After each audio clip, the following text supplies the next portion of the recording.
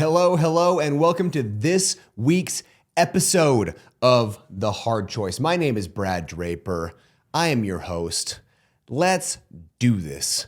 I am so fired up to be with you, to have this conversation with you, and to move your needle just a little bit. I've said in times past, and I'll say it again, the fastest way up the ladder is to have little steps. Baby rungs on the ladder really get you to the top quickest. A week and a half ago, I hung the Christmas lights up in our house. Fun fact, we've been married 9.5 years. This is our 9th or 10th Christmas together. This is the first time I've put Christmas lights up on the entire house. We've been in townhomes and I only put it in the archway. Our next house, the perches were way too steep and super tall. You would need to belay with a rope for that thing. So this house that we're in this year for this Christmas, it'll be our only Christmas in this house because we'll be moving back to our house down in Salt Lake County. But while I was on that, I was on these ladders and moving things around and realizing, and I ended up buying another ladder because having simple steps, having little steps made it so much easier that I can adjust on a very small level to put myself in the right location to be optimal for what I was trying to achieve. Where in your life are you doing this? Where in your life are you taking simple steps and actually showing up for yourself and for your family? Where are you trying to just move that needle a little bit? It's one step at a time. I was with somebody at the gym. I had recently met him and we were having a conversation and he's like, man, you must have like 19 or 20 inch arms. Well, I'm flattered. Thank you. I definitely do not. That's like bodybuilder size. But I said, how did you get that size? So 20 years at the gym. That's how I got to the way I got physically. He goes, man, I need to do something so I can get there quicker. I said, you don't understand. I don't come to the gym to kill myself. I come to the gym to get my movements in and to do what I need to do. I get the job done and that's it. And I leave. I don't stay for 4 hours. I'm not trying to compete. I don't stay for 4 hours purely because I can do more. I can always do more, but I also have a finite amount of energy for my day. I go to the gym first thing. So I come with dang near 100% capacity from my daily battery usage. I'm not going to go blow all 100 or 80 or 90% of that battery at the gym, though I could. People do that all the time. They just crush it for hours and then leave no reserve for their daily life, for their coworkers, for their boss, or for their customers, which is ultimately your boss, right? Your customers. That's at least my boss. And ultimately my family. My wife brought up, we have our own podcast. It's called Choosing Us. Shameless plug. Go check it out if you're into building your relationships. It's been really fun to record. And she made a comment that I had not ever considered. She said there was a time where her mom was at our house and her mom made a comment and Michaela asked if I knew what the comment was. And I did not. I'd come home from work. It was a long day at the office.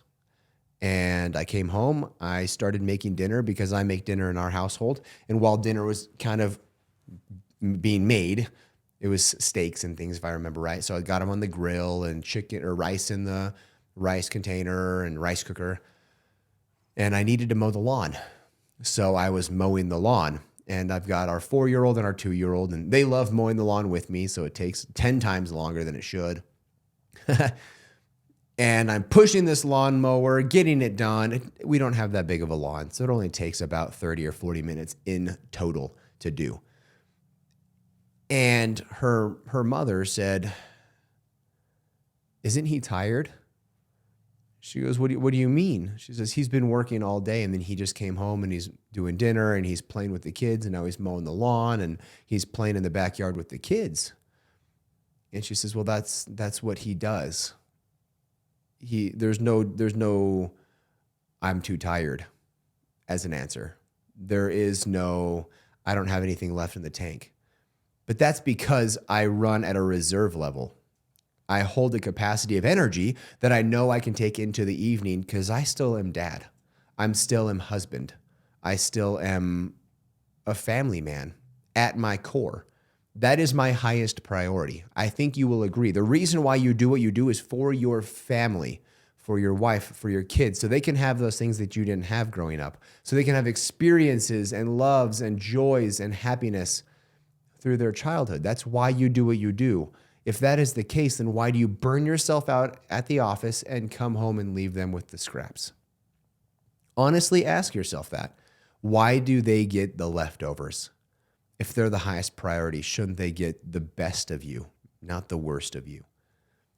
So Michaela says, he comes home because he holds his priority and he knows that when he comes home that he's dad.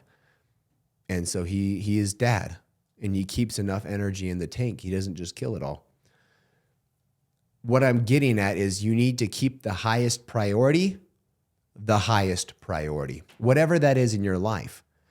When you move the needle and those things that support the highest priority, you need to leave enough energy and gas in the tank to be the optimal level for why you're doing it, why you are pulling all the hours in the office, why you just did 12s because you're finishing a project.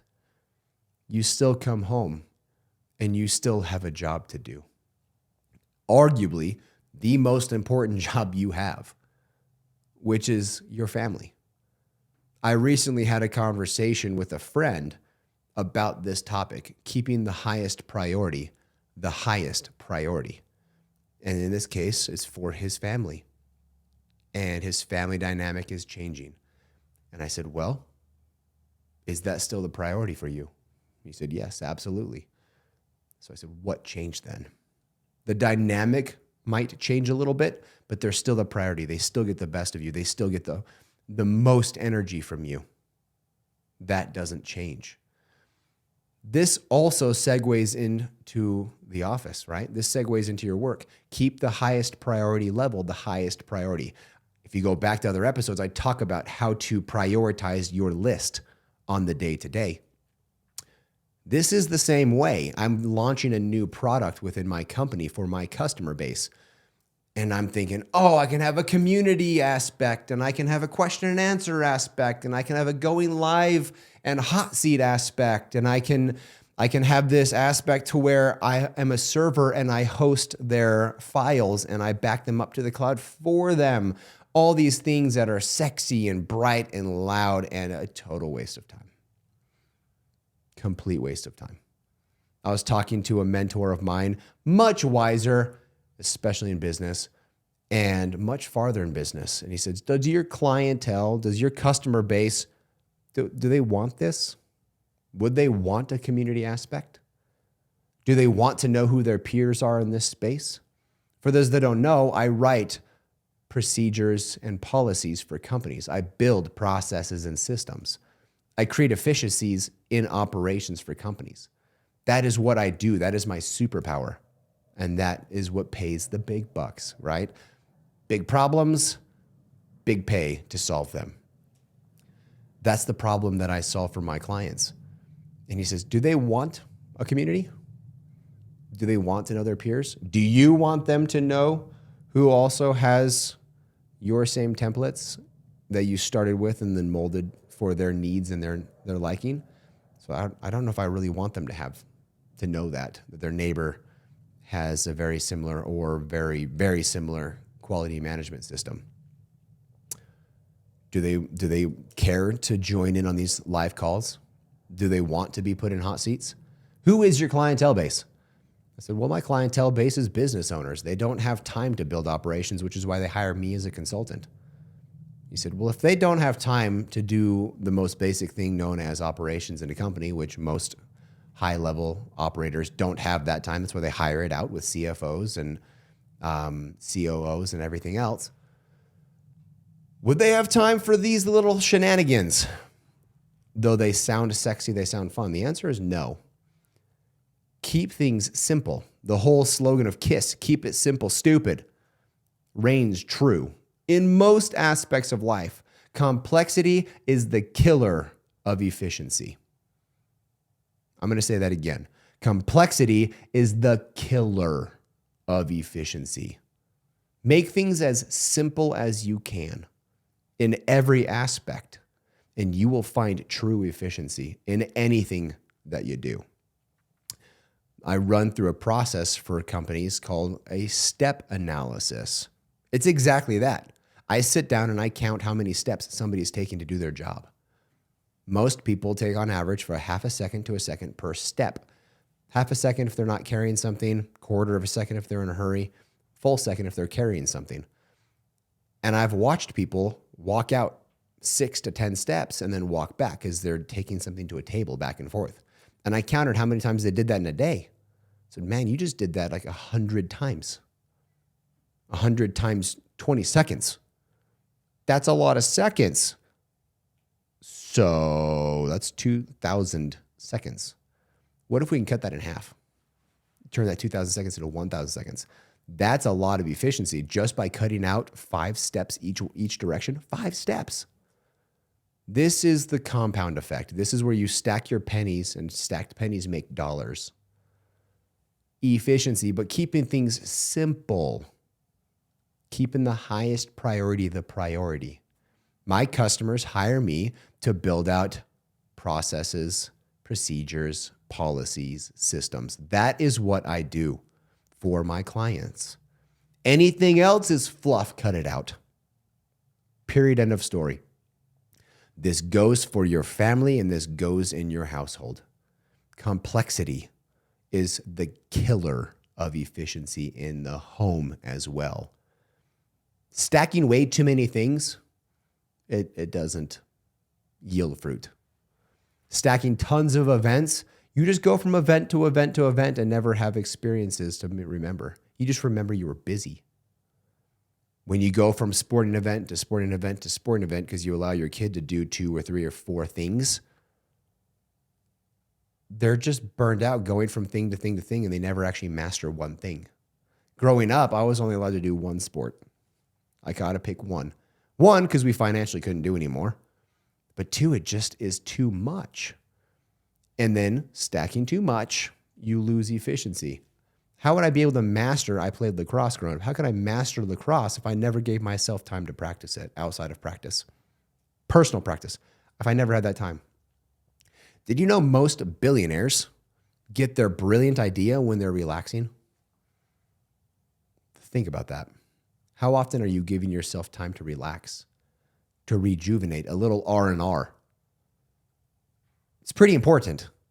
If you think it's a waste of time to work on yourself, get a massage, to whatever you enjoy, play at the pool, go to the beach, go hike in the mountains, go have fun. If you think that's a waste of time, you're missing the mark. You're doing too much. You need to back it off so you can actually master the thing you do. Take that 1, 2, 3 things, I'd say 3 max, more like 1 or 2 things that you are an expert at, and just do that. Everything else, hire it out. I hired out the marketing for my company. Why? I can do it. I did it for another company. I was the director of marketing analytics. I hired it out so I can stay in my superpower for my company. That's what I do. So everything else goes away. What do you do? What is your superpower? How can you bless and enrich the world with you? After all, God put you in this space to have influence and impact at this point in time with the people around you. And to those who are in your reach, which, by the way, with technology, this podcast is international. It's on every continent in the world. Crazy to think that my little 10 to 20 downloads a week is all over the world. This little podcast, which will be a massive gargantuan podcast one day because of consistency, is international. If you don't think your reach can be international, you are sorely mistaken. Keep it simple. Stupid. Kiss. Reiterate that to yourself. Keep it simple. The complexity is the killer of all efficiencies. Keep the highest priority the highest priority. Last night, I told my wife, I'm going to come home for dinner and then I'm going to come back to the office. I have a considerable amount of time that I can spend on this project. And she said, okay. I got about 10 minutes later and I texted her back. I said, correction. I'm going to finish up what I'm doing right here. It'll take me about an hour and then I will be home for the rest of the night. And she said, great. The reason I made that decision is my family is the highest priority. That is why I do what I do, so I can create experiences and memories with them. I'm not making experiences and memories by sitting in my office. I do that by being at home, by having dinner with my family, by sitting at the table, and by playing with my boys on the ground after dinner and playing on the trampoline. My son wanted to go outside last night. It was like 30 degrees. It's like, Dad, can you come outside while I jump on the trampoline? Yep. So I went outside. It was freaking freezing, but I was still there. And I hope someday he remembers that, because I know I will. That is what I've got for you guys. I love you. Please leave me a review on Apple, Spotify, Google, Amazon, wherever. I'm on all platforms. Share this episode if you find resonance with it. Talk to me. Leave me a comment. You can find me on Instagram and all socials with Mr. Brad Draper. Download it, like it, subscribe it for future listenings. Until next week, I love you guys. Bye.